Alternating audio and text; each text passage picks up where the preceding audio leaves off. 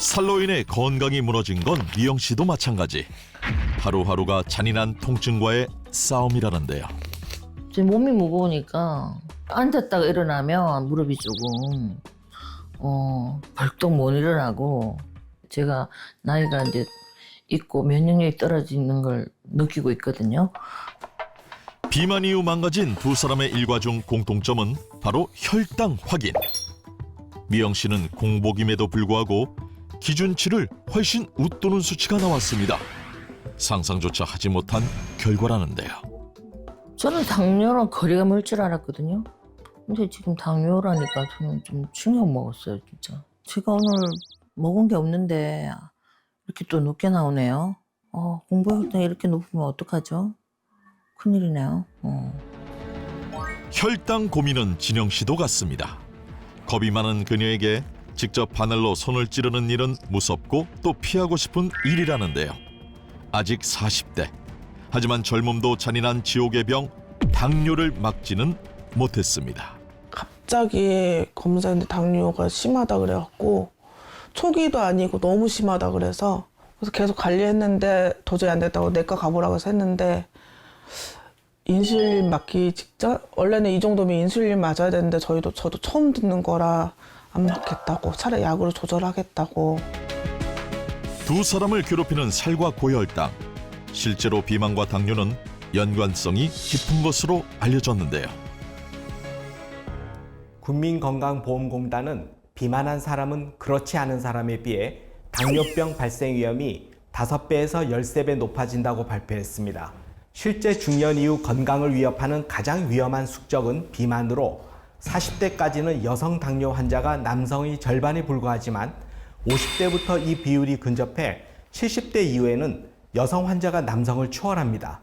폐경이 비만을 부르고 이를 관리하지 못해 당뇨에 걸리는 악순환의 늪에 빠지는 것이죠. 그렇다면 두 사람의 평소 식습관은 어떨까요? 먼저 미영 씨는 살을 빼기 위해 탄수화물은 거의 먹지 않고 채소 위주로 먹는다는데요. 식사 때도 밥 없이 생채소와 나물 같은 반찬만 먹는답니다. 문제는 식사 후에도 참을 수 없는 허기.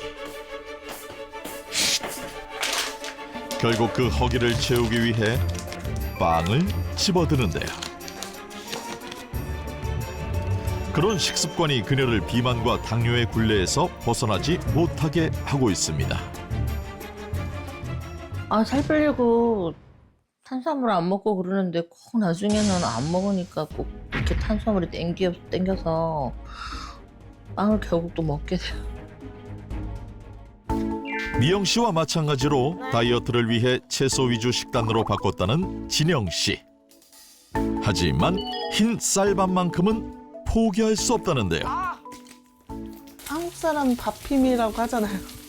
그냥 먹을 건 맛있게 쪘고 나물을 먹어도 밥은 맛있게. 쌀밥은 흰쌀밥을 좀 포기를 못하는 그런 게 있어서. 다양한 종류의 나물을 듬뿍, 단백질 섭취를 위한 달걀까지 곁들이지만 결국 맵고 짠 고추장을 듬뿍 넣어 비비는 그녀. 함량도 상당한데요. 군침이 절로 돌 만큼 보기에는 맛있어 보이지만 과연 건강에 괜찮을까요? 잘 먹겠습니다. 맛있게 드세요. 한입 가득 식사를 시작하는 진영 씨. 흰쌀밥을 포기하지 못하는 것도 그렇지만 더 큰 문제는 폭식입니다. 허기를 참았다가 결국 한 번에 많은 양을 먹는 일이 반복되고 있다는데요. 싱겁게 먹어. 막 짜게 먹지 말고. 안 먹고 그냥 갑자기 많이 먹어버리고 그러니까 안 되지. 아니야, 진짜 너 정신 차려야 돼. 살을 한 번 찌고 뭐 하면은 잡을 수가 없어. 빠지지는 않고 찌면 더 쪘지. 잘못된 식습관으로 살이 찐 딸을 바라보는 친정어머니는 그저 안타까운 마음뿐입니다. 많이 쪘죠. 옛날에는 진짜 너무 이뻤거든요. 근데 이제 지금은 이제 너무 찌니까 안 미워 죽겠어요. 솔직히 말하면 다시 뱃속으로 들어가 갖고 다시 나가고 그냥 고 날씬하게 됐으면 좋겠어. 나쁜 식습관으로 비만과 당뇨에 시달리며 면역력까지 잃어버린 그녀들. 현재 건강 상태는 어떨까요? 두 사람 모두 고도 비만 진단. 면역력은 떨어지고 당뇨가 심해 전신 건강에 적신호가 켜진 상태입니다. 이분의 혈당 당화혈색소를 낮추기 위해서 지금 체중의 한 10% 정도를 감량하는 것이 가장 급선무인 것 같습니다. 첫째로 우리가 제일 중요시해야 될 것이 당이 생기면 당으로 인한 대사질환이 끊임없이 발생한다는 것. 침묵의 암살자라고 하는 것을 이제 우리가 인식을 해야 돼요. 체내 백혈구와 대식세포는 외부에서 병원균이 침입하면 싸워서 제거하는 역할을 하는데요. 혈당이 조절되지 않는 당뇨 환자는 그런 기능이 저하된 것으로 많은 연구 결과에서 드러났습니다. 그렇게 되면 결국 혈관 질환이 유발되는데 신체 각 조직으로 영양분이나 산소 공급이 잘 안 되어 면역 기능이 떨어지게 되는 겁니다.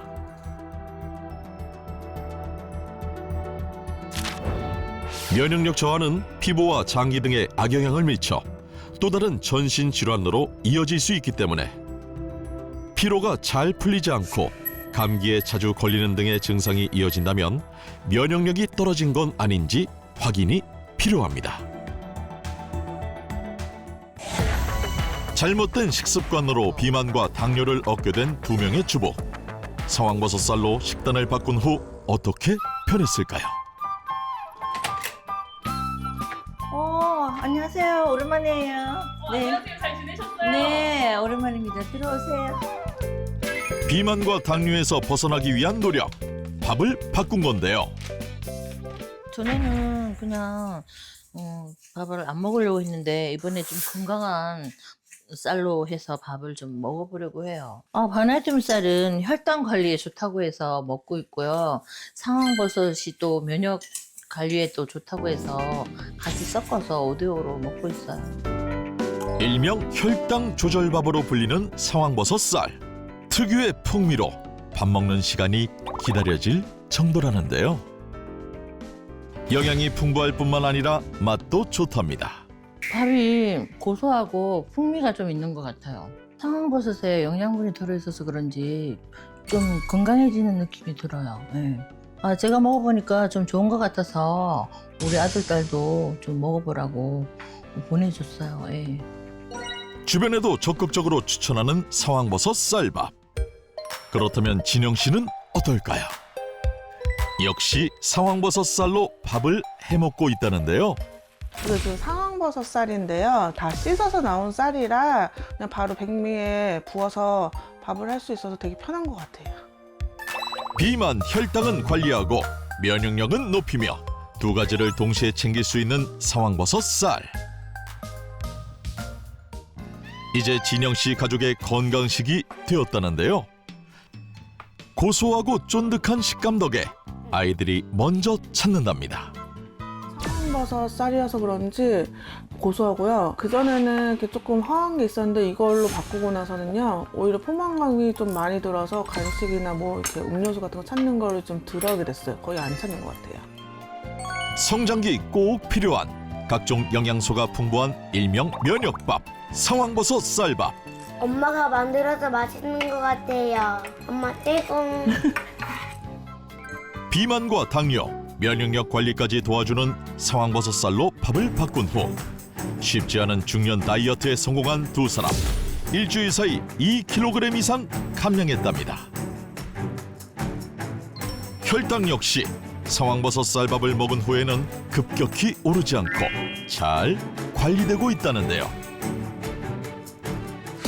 진영 씨가 경험한 것과 마찬가지로 고지방 식이를 유도한 동물이 상황버섯 추출물을 섭취한 뒤 중성지방 활성이 억제되어 체중이 감소했다는 연구도 있는데요.